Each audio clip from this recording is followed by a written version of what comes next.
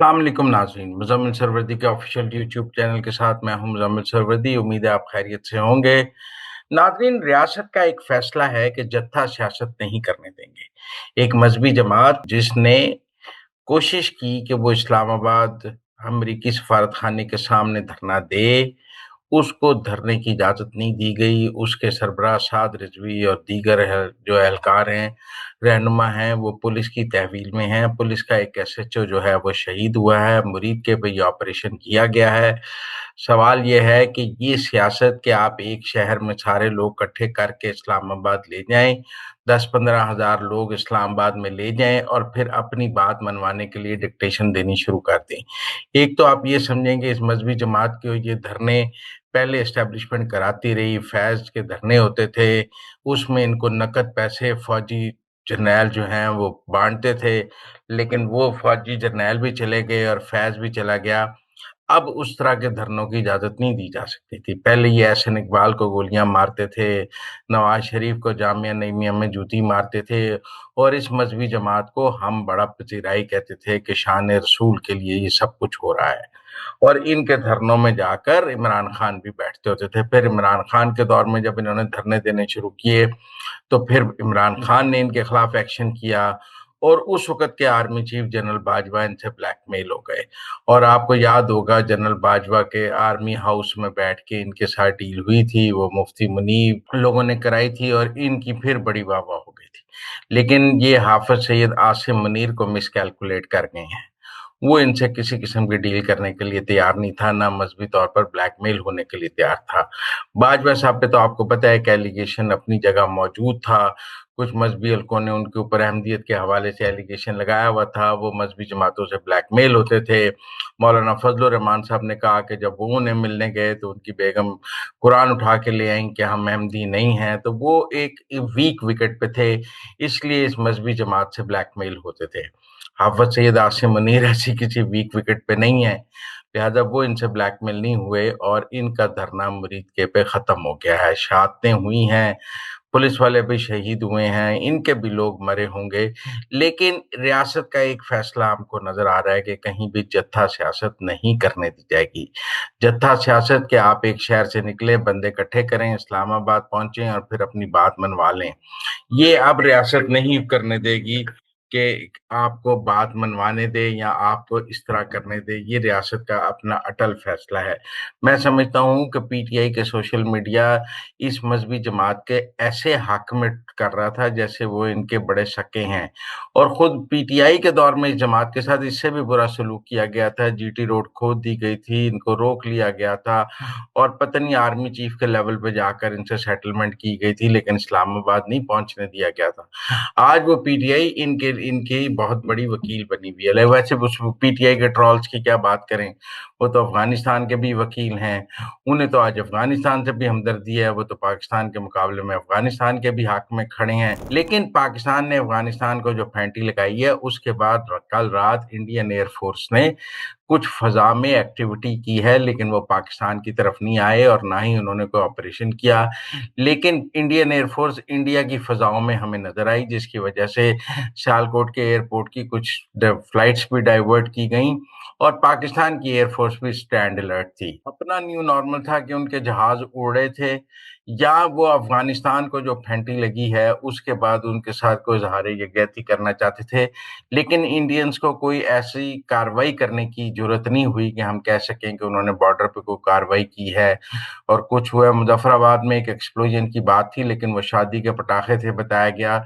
उसमें Indian air force का कोई कमाल नहीं था, ना इंडियन एयरफोर्स पाकिस्तान की फ़िज़ाई हदूद में दाखिल हुई है। अच्छा, अब जो वज़ीर आला केपी के इंतखाब का मामला है, उस पर आपसे बात करनी थी। गवर्नर ने कहा है कि गंडापुर के जो 2 इस्तीफ़े हैं, उनमें दस्तखत में फ़र्क है, लिहाज़ा वो 15 तारीख को 3 बजे आके वेरीफ़ाई करें। पीटीआई जो है वो वज़ीर आला का इंतखाब आज करने पर बज़िद है और उनका ख़्याल है कि आज वज़ीर आला का इंतखाब हो जाएगा। अगर गवर्नर के इस्तीफ़ा मंज़ूर किए बगैर और गवर्नर ने 15 तारीख को 3 बजे बुलाया है, तो वज़ीर आला का इंतखाब होगा तो वो एक गैर आइनी वज़ीर आला का इंतखाब होगा। मेरे ख़्याल में तहरीक-ए-इंसाफ को 15 तारीख को 3 बजे तक का इंतज़ार करना चाहिए, उनके नंबर पूरे हैं, उनको परेशानी किस बात की है। अगर 2 दिन बाद भी वज़ीर आला का इंतखाब हो जाएगा तो क्या होगा? गवर्नर इस्तीफ़ा मुस्तरद नहीं कर सकते, सिर्फ़ उन्होंने तस्दीक करने का अमल मुकम्मल करना है और ये अमल तो स्पीकर कौमी असेंबली ने भी मुकम्मल करना होता है, सदर ने भी करना होता है, जिसके पास भी आप इस्तीफ़ा देती हैं, उसको ये राइट तो मौजूद है कि वो ये तयन करे कि इस्तीफ़ा ठीक मिला है या गलत मिला है। लिहाज़ा मैं समझता हूँ इसको कोई पॉइंट ऑफ इको बनाने की ज़रूरत नहीं है। गंडापुर अभी भी वज़ीर आला हैं, वो 15 तारीख को 3 बजे कुंडी को मिलें और कहें हाँ, मैंने इस्तीफ़ा दिया है और उसके बाद जो है वो वज़ीर आला का इंतखाब हो जाएगा। 2 दिन में कौन से पीटीआई के बंदे टूट जाएँगे कि आप कहेंगे कि जी 2 बजे हमारे बहुत से सहाफ़ी कह रहे हैं कि सुहेल अफरीदी को वज़ीर आला नहीं बनने दिया जाएगा। देखिए, सोहेल अफरीदी को वज़ीर आला बनने से रोकने के लिए 2 ही रास्ते हैं, या गंडापुर असेंबली तोड़ देता और आप इलेक्शन ना कराते, या सूरत-ए-हाल ये होती कि बंदे टूटने शुरू हो जाते। अभी तक तो एक बंदा भी पीटीआई का नहीं टूटा और उनके 92 के 92 बंदे, वो तो कह भी नहीं रहे कि हमारा कोई बंदा टूट गया, वो कह रहे हैं हमारे बंदे पूरे हैं। तो बंदे अगर पूरे हैं तो 2 दिन बाद भी पूरे होंगे, इसमें फ़िक्र की क्या बात है? अगर बंदे कम हों, तो फिर वो 2 दिन पहले ही कम हो जाते हैं, वो आखिरी दिन कम नहीं होते। ये तो नहीं हो सकता कि लोग वज़ीर आला हाउस में केपी में बैठे हैं और उस दिन आके वोट दे देंगे। मेरे ख़्याल में तहरीक-ए-इंसाफ को आईनी काम करना चाहिए, उनको कोई प्रॉब्लम की बात नहीं है। आप देखें तहरीक-ए-इंसाफ की जो केपी की क़यादत है, वो तमाम सियासी जमातों के पास गई है, मुस्लिम लीग नून, जेयूआई, एएनपी सबको जाके मिली है। अच्छी बात है, लेकिन आज अपनी वज़ारत-ए-आला का इंतख़ाब है, तो आप सब सियासी जमातों के घर जा रही हैं। कल जब कोई मुल्क का अहम मामला हो और आपसे कहा जाए कि आप बाकी सियासी जमातों के साथ बैठे, तो आप कहती हैं, हम तो इनको मानते ही नहीं हैं, हम इनके साथ क्यों बैठें? भई आप मुस्लिम लीग नून को नहीं मानते, तो आप अमीर मुक़ाम को मिलने क्यों गए? आप एएनपी को नहीं मानते, आप एएनपी के वफ़द के पास क्यों गए? आप जेयूआई के वफ़द के पास क्यों गए? और अगर आप अपने वज़ीर-ए-आला का इंतख़ाब जल्द कराने के लिए उनके पास चले गए हैं, तो फिर आपको कल को अहम मुल्की मामलात में भी उनके साथ बैठने में कोई इतराज़ नहीं होना चाहिए। लेकिन सवाल ये है कि तब तो आप कहते हैं कि नहीं अडयाला से पूछें, आज अडयाला ने आपको इजाज़त दी है कि मुस्लिम लीग नून के साथ जाके बैठ जाएँ, आप कुंडी के साथ पीपल्स पार्टी के गवर्नर को मिल लें। आज भी अडयाला से आपको क्लीन चिट हासिल है कि आप सारी जमातें जिनको आप बड़ी चोर जमातें कहते हैं और आप कहते हैं इनके साथ तो हम कभी बैठ ही नहीं सकते। अपने वज़ीर आला के इंतख़ाब के लिए आप इन सब के दर पे हाज़िरी देने लग गए हैं। कल को पाक भारत जंग थी तो आप इनके साथ बैठने को तैयार नहीं थे, अहम मुल्की मामलात हैं, आप इनके साथ बैठने को तैयार नहीं, लेकिन अपनी वज़ारत-ए-आला के लिए बैठने को तैयार हैं। ये सवाल सब कर रहे हैं और इस सवाल का जवाब ज़रूर होना चाहिए जुनैद अकबर साहब। अगर आपको और जो सारी जो पीटीआई की क़यादत है, अगर वो अब जाके बाकी सियासी जमातों से बात कर सकती है, तो फिर दीगर अहम मामलात पर भी वो बाकी सियासी जमातों से बात कर सकती है। लेकिन बहरहाल जो एक मज़हबी जमात के इस धरने के साथ या इस जुलूस के साथ ऑपरेशन हुआ है, रियासत ने जो सख्ती की है, मैं इसको जायज़ या नाजायज़ के बहस में नहीं पड़ना चाहता। बहुत सारे लोगों का ख़्याल है कि एहतजाज की खुली इजाज़त होनी चाहिए और एहतजाज के रास्ते में कोई रुकावट नहीं होनी चाहिए, लेकिन जत्था सियासत भी नहीं जा हो सकती।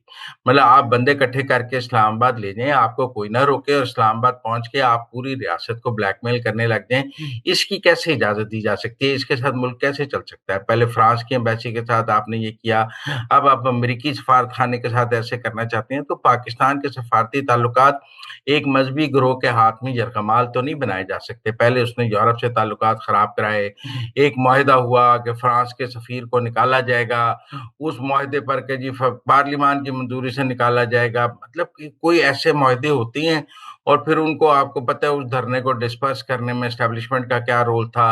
और उस वक़्त आप देखें शाहिद खाकान अब्बासी जब वज़ीर-ए-आज़म थे, तो इसी मज़हबी जमात के धरने के खिलाफ ऑपरेशन के लिए फ़ौज तैयार नहीं थी। और वो कहती थी फ़ौज कहती थी हम तो नहीं, फ़ौज तो पैसे बाँट रही थी। और आज आप देखें बगैर फ़ौज के पुलिस ने ही धरना ख़त्म करा दिया मुरीदके पे। तो आप रियासत के देखें अगर एस्टेब्लिशमेंट बीच में से निकल जाए, तो बड़े-बड़े पहलवान ज़ीरो नज़र आते हैं। और ये मज़हबी जमात जो कल तक एक बहुत बड़ी पहलवान नज़र आती थी कि इसके धरनों का किसी के पास कोई हल ही नहीं होता था, अब ये मुरीदके से आगे नहीं निकल सकी है। बहरहाल, मैं समझता हूँ कि ये तहरीक-ए-इंसाफ को एक पैगाम है کہ اگر ایک مذہبی جماعت کے دھرنے یا اس کے مارچ کے ساتھ ایسے ہو سکتا ہے، تو اگر دوبارہ پی ٹی آئی کوئی دھرنا یا مارچ کرتی ہے اور اسلام آباد کی طرف، تو یہی سلوک ان کے ساتھ بھی کیا جائے گا۔ اب کسی کو جتھا لے کر اسلام آباد پہنچنے کی اجازت نہیں ہوگی، ریاست نے یہ بات طے کر دی ہے۔ ریاست کا یہ موقف ہے کہ یہ جتھا سیاست اور یہ جو مارچوں کی سیاست ہے کہ آپ اپنے چند ہزار کارکن جمع کریں اور اس کے بعد آپ ملک کے دارالخلافے کو یرغمال بنا لیں، یہ سیاست اب اسٹیبلشمنٹ بھی نہیں کرنے دے رہی اور حکومت بھی نہیں کرنے دے رہی۔ لہٰذا میں سمجھتا ہوں کہ تحریک انصاف کے لیے واضح پیغام ہے کہ اگر وزیر اعلیٰ سہیل افریدی کو اسلام آباد پر چڑھائی کا پروگرام بنا رہے تھے تو انہیں اس مذہبی جماعت کے لانگ مارچ اور اس کے ساتھ ہونے والے آپریشن کو سامنے رکھ کے کوئی فیصلہ کرنا چاہیے۔ بہرحال مجھے سہیل افریدی کے وزیر اعلیٰ کے انتخاب میں چند دن کی تاخیر نظر آتی ہے۔ اگر تحریک انصاف کوئی غیر آئینی کام نہ کرے جس کے نتیجے میں عدالتوں میں ایک بحث شروع ہو جائے اور وزیر اعلیٰ تحریک انصاف کو بالکل پھونک پھونک کر قدم رکھنا چاہیے، کوئی غیر آئینی کام نہیں کرنا چاہیے۔ یہ اس سے پہلے آپ کر چکے ہیں۔ آپ کو یاد ہے جب حمزہ شہباز وزیر اعلیٰ بنا تھا تو تحریک انصاف کے عمر سرفراز چیمہ صاحب گورنر ہوتے تھے، انہوں نے حمزہ شہباز سے حلف لینے سے انکار کر دیا تھا۔ کوئی ایسی بات نہیں، یہ ساری روایات تحریک انصاف خود ڈال کر گئی ہوئی ہے۔ اس وقت عمر سرفراز چیمہ صاحب کہتے تھے میں نے حلف ہی نہیں لینا، اور پھر کیس عدالتوں میں گیا اور اسپیکر راجہ پرویز اشرف کو کہا گیا کہ آپ حلف لیں۔